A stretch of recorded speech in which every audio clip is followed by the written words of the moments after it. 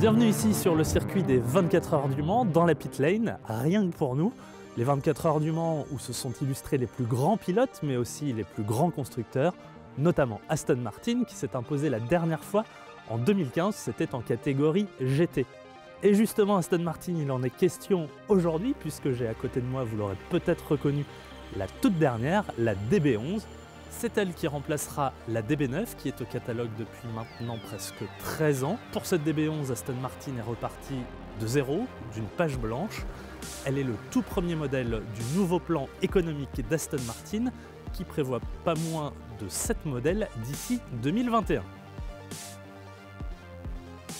Alors pour commencer à vous présenter cette DB11 dans le détail, j'ai choisi de commencer par le capot.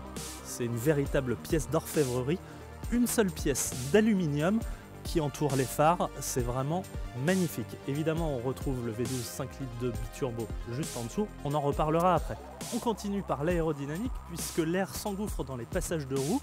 Aston Martin s'est inspiré de son expérience en compétition pour réaliser ce système. L'air s'engouffre ici, ressort par les écopes, ce qui permet de stabiliser le train avant. Nous avons aussi les rétroviseurs, effilés comme de véritables ailes, mais le plus important se trouve à l'arrière, avec l'air qui s'engouffre directement à l'intérieur de la carrosserie par ici, et ressort au niveau du coffre comme ça et crée un effet d'aileron virtuel. Ça a permis aux designers d'exprimer toute la pureté de la ligne de cette DB11. Dernier petit détail, nous avons quand même un spoiler qui se déploie à partir d'une certaine vitesse et permet d'asseoir la voiture. À l'intérieur, on est bien dans une Aston Martin avec tout ce que ça comporte de luxe et d'élégance.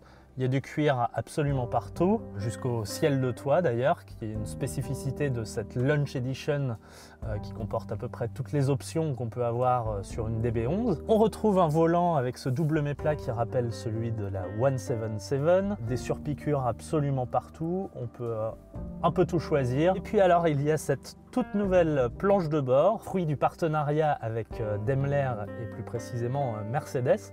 En fait on retrouve beaucoup de commandes des Mercedes actuelles. Puis il y a cet écran de 8 pouces que l'on contrôle directement via la molette qui est juste ici, ou alors le pavé tactile ici qu'on retrouve également directement dans les Mercedes. Donc un écran de 8 pouces où on peut tout voir, tout contrôler. Et face au conducteur, plus de compteur, ou presque, en tout cas un écran de 12 pouces qui permet de tout voir d'un seul coup d'œil et d'être paramétré comme on le veut. Dans cette DB11, il y a un détail qu'on adore, c'est cet accoudoir. Pourquoi? Tout simplement parce qu'il est électrique, ce qu'on ne voit pas souvent sur les voitures. C'est un détail qui fait très James Bond et ça, honnêtement, on adore.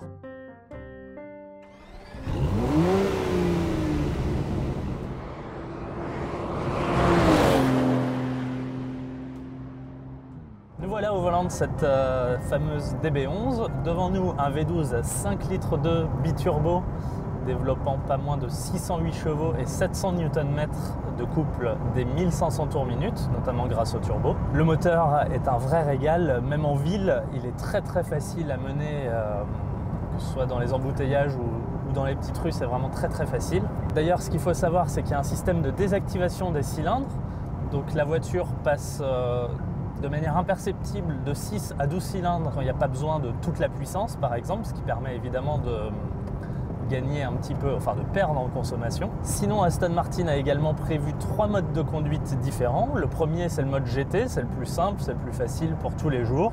Second, mode sport, le mode sport qui permet de raffermir les réglages, notamment la direction, les montées en régime qui sont un peu plus franches. Et le mode sport plus, là on l'entend directement puisque les clapets d'échappement s'ouvrent, le V12 donne toute sa puissance, la voiture devient très joueuse, c'est un vrai régal.